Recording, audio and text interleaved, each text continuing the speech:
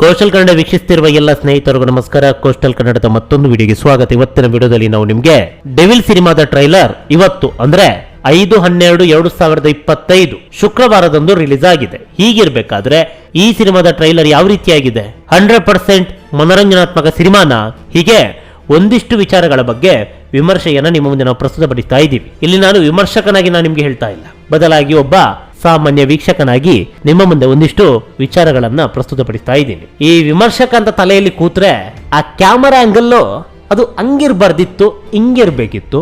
ಆ ಲೈಟಿಂಗ್ ಸ್ವಲ್ಪ ಅಲ್ಲಿ ಕಮ್ಮಿ ಆಯ್ತು. ಆ ಮ್ಯೂಸಿಕ್ BGM ಒಂದು ಎರಡು ಬಿಟ್ಟು ಸ್ವಲ್ಪ ಚೇಂಜ್ ಇರ್ತಿದ್ರೆ ತುಂಬಾನೇ ಅತ್ಯದ್ಭುತ ಆಗ್ತಾ ಇತ್ತು.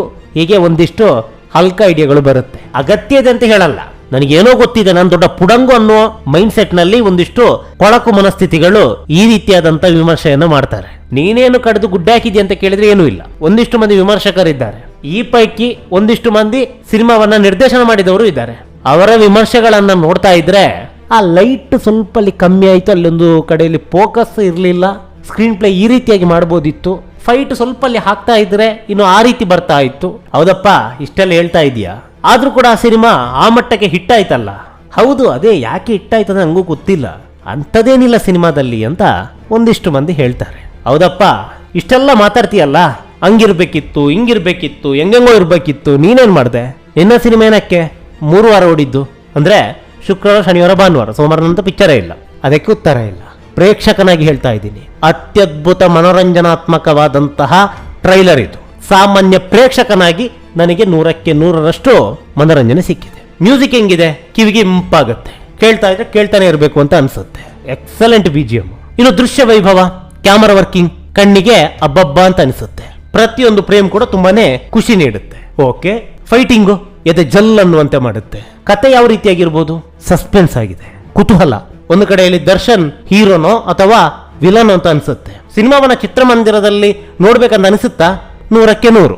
ಅಬ್ಬ, ಇಷ್ಟಿದ್ರೆ ಸಾಕು, ಸಿನಿಮಾ ಗೆದ್ದಂತೆ. ಇಷ್ಟೊಂದು ಅನ್ಸುತ್ತಲ್ಲ ಸಿನಿಮಾವನ್ನ ಚಿತ್ರಮಂದಿರದಲ್ಲೇ ನೋಡ್ಬೇಕು ಅಂತ, ಅವಾಗ ಆ ಟ್ರೈಲರ್ ಗೆದ್ದಂತೆ, ಆ ಸಿನಿಮಾ ಗೆದ್ದಂತೆ. ನನಗಂತೂ ಈ ಟ್ರೈಲರ್ ಅನ್ನ ನೋಡ್ತಾ ಇದ್ರೆ ಚಿತ್ರಮಂದಿರದಲ್ಲಿ ನೋಡ್ಬೇಕಂತೂ ಅನಿಸಿದಂತೂ ಸತ್ಯ. ದರ್ಶನ್ ಅವರು ಈ ಸಿನಿಮಾದಲ್ಲಿ ಹೀರೋನೋ ಅಥವಾ ವಿಲನ್ನೋ ಅನ್ನುವಂತೆ ಪ್ರಶ್ನೆ ಮೂಡಿದಂತೂ ಸತ್ಯ.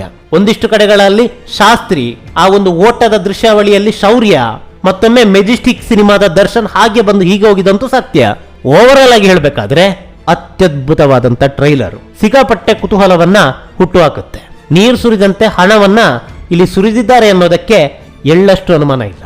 ಟೋಟಲಿ ಪಕ್ಕಾ ಪೈಸಾ ವಸೂಲ್ ಸಿನಿಮಾ ಅನ್ನೋದ್ರಲ್ಲಿ ಎಳ್ಳಷ್ಟು ಅನುಮಾನವಿಲ್ಲ.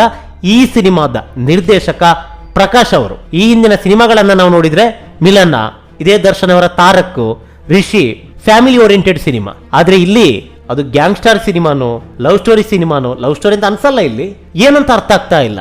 ಒಂದು ವಿಭಿನ್ನ ಕಥಾ ಹಂದರವನ್ನ ಹೊಂದಿರುವಂತಹ love come action suspense oriented cinema ಅಂತ ಹೇಳ್ಬೋದು ಅಷ್ಟೇ. ಅದೇನೇ ಇರಲಿ, ನಮ್ಮ ಕನ್ನಡ ಸಿನಿಮಾ ಭರ್ಜರಿಯಾಗಿ ಪ್ರದರ್ಶನವನ್ನ ಕಂಡು ದಾಖಲೆ ಮೇಲೆ ದಾಖಲೆ ಬರೆದು ಎಲ್ಲಾ ದಾಖಲೆಗಳನ್ನ ಪುಡಿಗಟ್ಟಿ ಹೊಸ ಇತಿಹಾಸವನ್ನ ನಿರ್ಮಿಸಲಿ ಅನ್ನೋದೇ ನಮ್ಮ ಆಶಯ. ನಮಸ್ಕಾರ.